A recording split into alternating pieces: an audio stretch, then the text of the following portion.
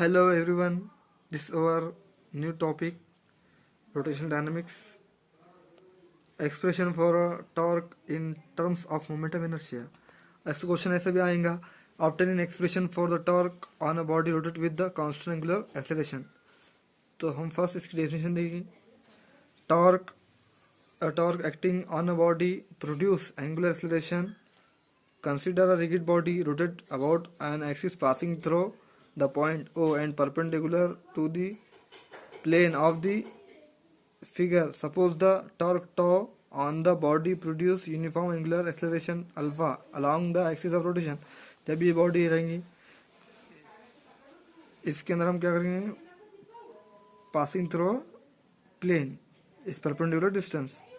अब हमने first moment of inertia में क्या देखा था कि उसमें वेलोसिटी था और मास था और डिस्टेंस था, मास का डिस्टेंस था. मैं इसमें फोर्स है क्योंकि टॉर्क हमें एक्सप्लेन करना है. तो हम इसमें देखेंगे कि हम इसमें इसको हम थोड़ा सा पुश करेंगे रोटेट तो ये क्या होंगे, ऑटोमेटिक रोटेट होंगी. तो इससे टेंजेंशियल फोर्स अप्लाई होगा. टेंजेंशियल फोर्स कहते हैं सर्कल को टच होगा हो रहा हो उसे हम कहेंगे टेंजेंशियल फोर्स यूज़ करेंगे हम. तो हम जब भी इसको थोड़ा देंगे तो हम ये क्या होंगे, रोटेट होंगी बॉडी इस एक्सिस के अलावा. तो हम कंसीडर करेंगे कि the body can be consider as made of n number of particle. इस body n number of particle से मिलकर बनी है और इसमें मासेस है m1 m2 dash mn and situated with the perpendicular distance कितना है उसका, r1 r2 r3 dash rn. तो टॉर्क का जो रहेगा फर्स्ट पार्टिकल का मास तो क्या रहेगा, τ1 vector equals to r1 r vector f vector. तो हमें फर्स्ट पार्टिकल का निकालना है तो हम फर्स्ट पार्टिकल का τ1 vector equals to r1 vector into f1 vector. तो अब हम जब भी अब इस बॉडी का जो है क्रॉस प्रोडक्ट लेंगे हम तो इसके जो एंगल देखेंगे तो 90 रहेगा. साइन 90 कितना होता है, साइन 91 होता है. तो अब हम लेंगे τ1 vector equals to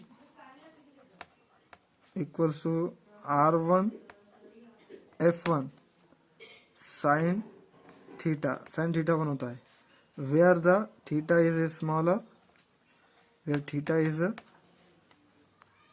is the smaller of the two angles between r1 vector and f1 vector. तो हम क्या करेंगे, इस टॉर्क के एक्सप्रेशन से हम दो वेक्टर निकालेंगे r1 f1. तो therefore τ1 equals to r1 f1. Since इस केस में क्या रहेंगे, साइन 90 बनेगा, थीटा इक्वल्स टू 90 डिग्री. इसमें 90 डिग्री का एंगल बनेगा. तो हम a1 की वैल्यू क्या लेंगे, r1 अल्फा लीनियर वेलोसिटी है. तो हम फर्स्ट पार्टिकल फोर्स का फर्स्ट पार्टिकल लेंगे हम. तो f इक्वल्स हम फोर्स का करेंगे m इंटू ए मास इंटू एक्सेलरेशन. तो हम फर्स्ट पार्टिकल लेंगे m1 a1.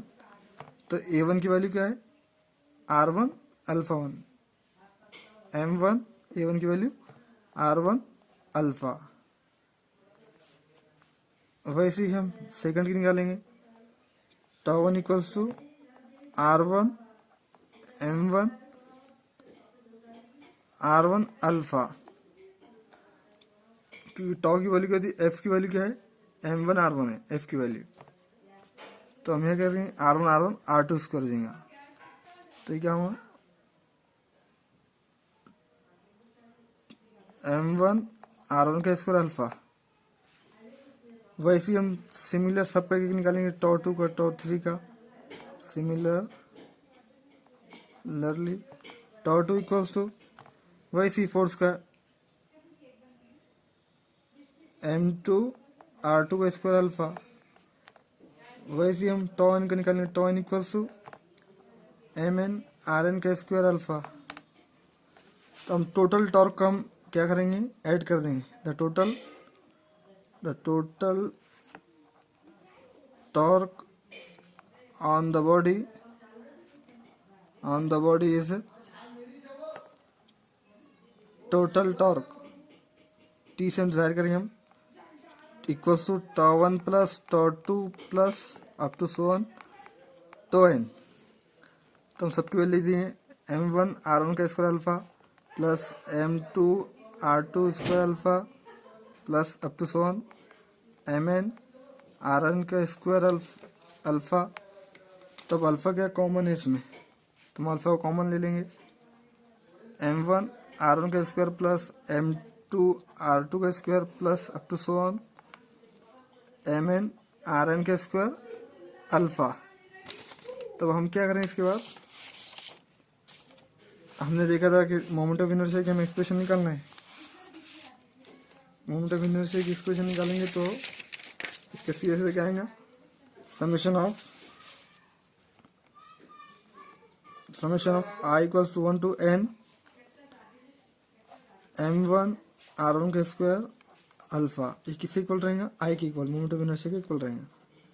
तो tau equals to I alpha, क्योंकि हम रोटेशन मोशन में लिख रहे हैं इसे, where I equals to summation of I equals to 1 to n M I R I square is the moment of inertia of the body about the axis, क्योंकि उसकी axis क्या हो, रोटेशन हो रही है, ऑफ रोटेशन।